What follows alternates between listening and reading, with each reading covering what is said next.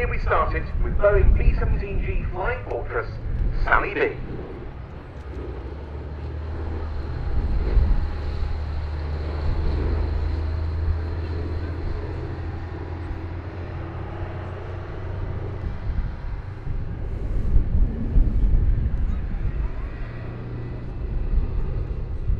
It was on a rather dank day in March 1975 when this B-17 flew in from France to take up residence in private ownership at this airfield. It was brought to the UK by a company called Euroworld Limited, who specialised in aircraft ferrying.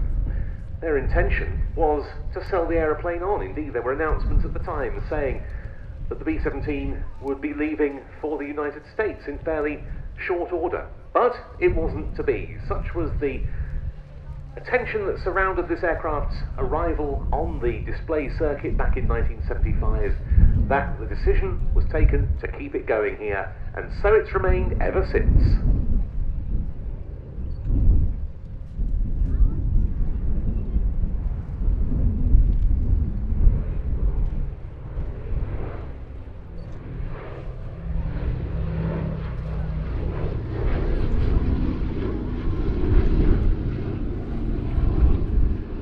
This aeroplane acts as a flying memorial to the thousands of American airmen who lost their lives in action during World War II, but particularly those who flew from East Anglia with the US 8th Air Force, and specifically those of bombardment groups who flew B-17s such as this and also consolidated B-24 Liberators on the highly hazardous daylight raids they undertook over occupied Europe between 1942 and the end of the European War in May 1945.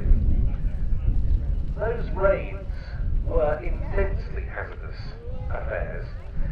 Flown, as I say, by daylight, primarily against German industrial facilities and transport and resupply networks, often very heavily defended by anti-aircraft fire.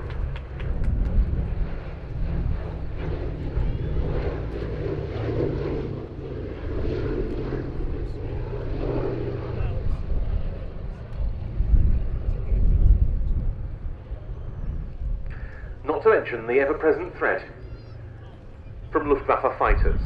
And these missions being undertaken by the young men of the American bomber crews were undertaken at high altitude, the crews having to put up with the cold at height, also the tremendous noise, with very little in the way of armour protection to keep them safe. But gradually, as time went on and the P-47 Thunderbolt and P-51 Mustang in particular provided the American bombers with escort fighters of suitably long range to accompany them to their targets in occupied Europe and back, the loss rate began to decrease. It's the heroism of those efforts that Sally B continues to commemorate now as the only airworthy B-17 in Europe.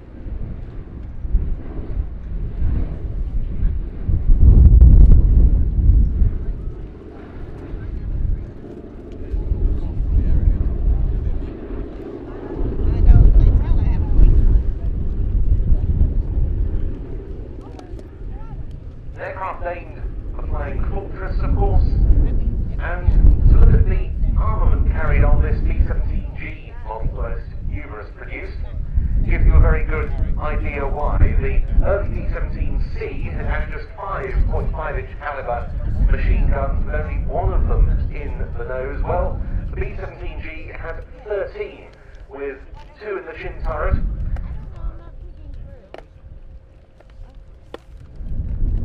This one a 1945 produced, so 80 years old this year, B-17G, turned out by the Lockheed Vega plant at Burbank, California.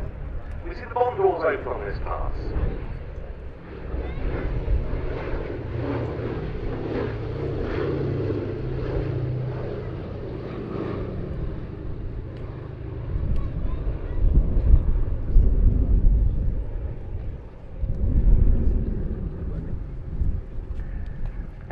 this were based right across East Anglia in wartime, including very locally to here at Bassingbourn, home of the 91st Bomb Group, from where the B-17F model named Memphis Belle flew.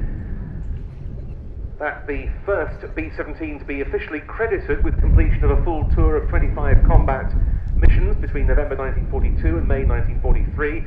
In fact, it was the fourth heavy bomber of the 8th Air Force to reach that milestone after a B-24 and two other B-17s. Memphis Belle's crew, however, headed by Captain Robert Morgan, actually completed 29. And to this day, since its participation in the 1990 movie Memphis Belle, Sally B carries on one side the Memphis Belle nose art to commemorate that most famous of all B-17s.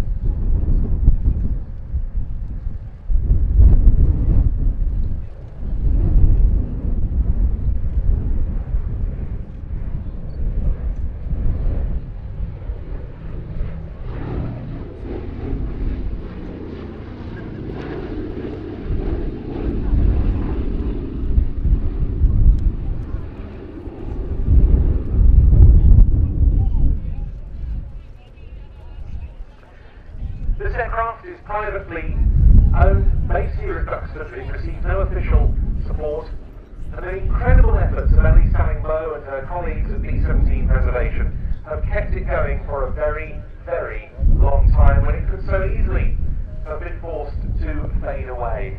It was her late partner, Ted White, who was instrumental in the aircraft's early operation. His loss in their accident in 1982 could very easily have spelt the end of Sally B and our skies, were it not for Ellie. And it is absolutely incredible that a 4-engine heavy bomber, a very expensive aircraft to operate, should have been kept going in private hands for so long. And it's vital that it does so, because this aircraft is the most suitable memorial to those who lost their lives in the service of the 8th Air Force during World War II and beyond, across all the American armed services.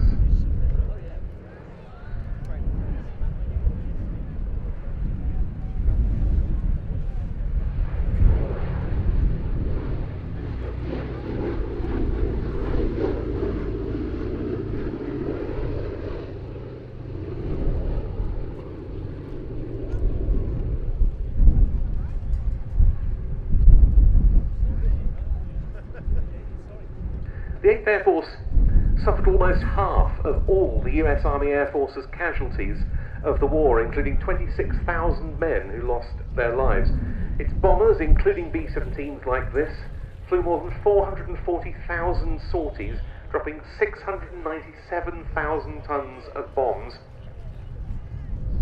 and 5,100 of the 8th Air Force's aircraft alone were lost.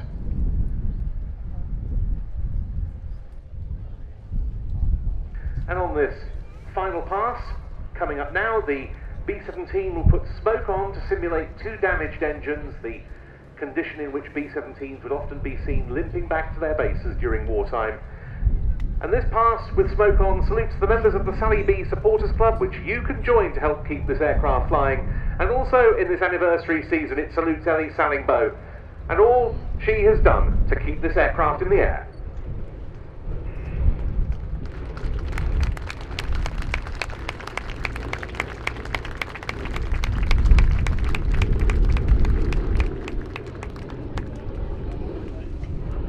Oh, thank you everyone for your applause.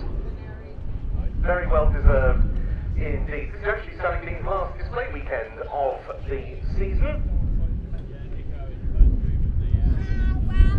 And now we wait to see whether it's going to be landing on. Wheels are coming down.